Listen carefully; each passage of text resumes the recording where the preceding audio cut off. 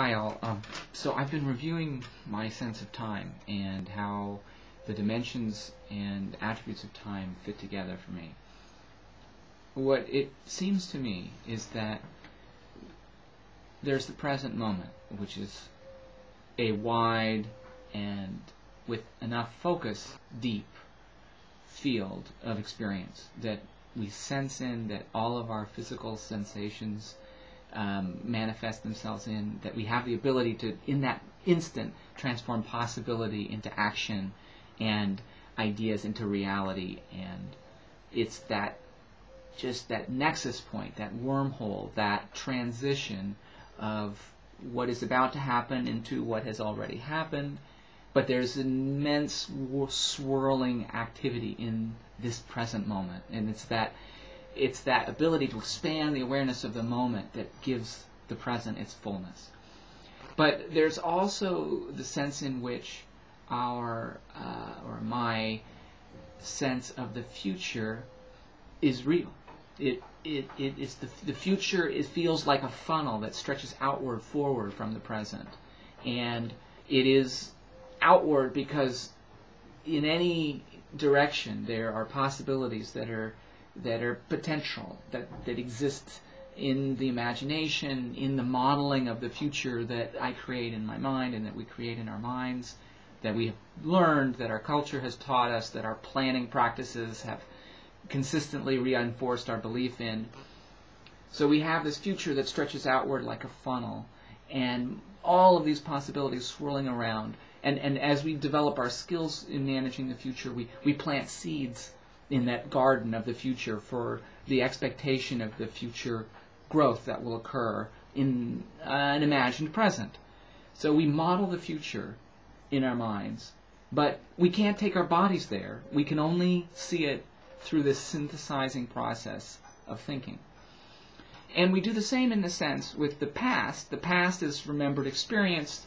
It doesn't funnel outwards generally because it has the quality of unchangeability.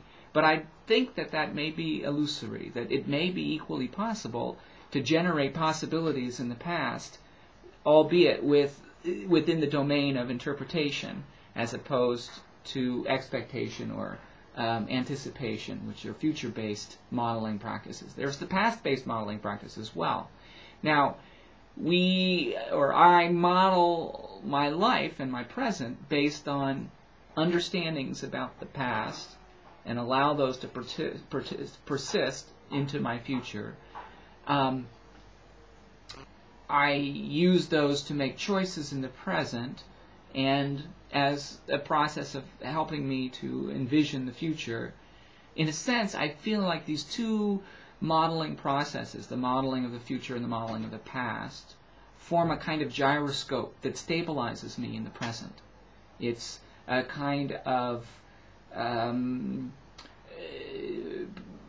gyroscope, really. I mean, something that within an open space where there is no orientation, the modeling of the past and the modeling of the future allows me to create a sense of security, of expectation, of possibility, of awareness modeling, so that when the moment arises, it's not completely surprising in every instant. Every instant is not surprise, surprise, surprise.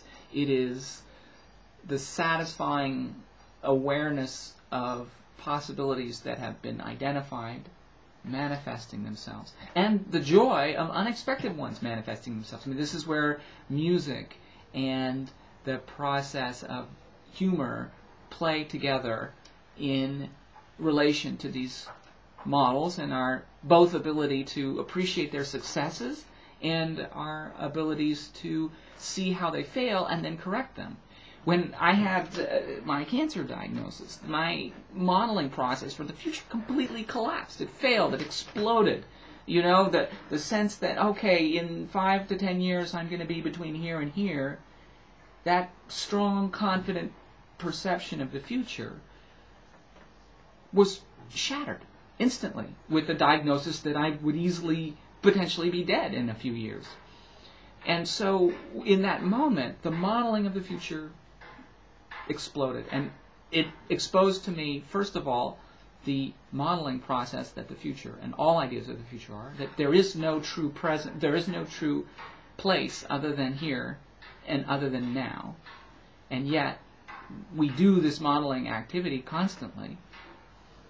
Now, without a modeling process of the future, it has all kinds of significant and sometimes severe, serious consequences. You have this present time orientation to which you are limited. And with all the joy and wonder and the sensational excitement of that, it has severe limitations in terms of what we can do. I mean, if you think about perhaps global warming as a form of a cancer diagnosis for the planet, a kind of crisis alert that forces us into the present moment to deal with a crisis, because crisis is a phenomenon that does take us out of future planning mode and take us into present damage control, firefighting mode. By disconnecting that model of the future, we prevent ourselves from forward-thinking solutions to those crises. And this is a significant problem, because whether it's cancer treatment or solving global warming, we need to continue looking to the future in order to find a solution. So in a sense, it's really the problem of how do you resolve a crisis that requires forward planning and forward thinking. And really life is such a crisis, in a sense, or is such a process that consistently occurs in that mode, that we are dependent on our ability to plan for the future because we have that capacity and because our well-being can depend on it. I mean, that's why we have evolved the ability to plan for the future, is to handle anticipated challenges. Now, how do we remodel the future after a crisis, or when our model of the future fails us? Well, we need to reinvent it, in a sense, anew, and we need to do it in a way that supports calmness in the face of danger, and that it considers all the possibilities that are necessary in order to identify a safe path through a minefield. So, for myself personally, the process of rebuilding and redesigning the future is an immensely creative activity. And this is what I'm seeking to do today.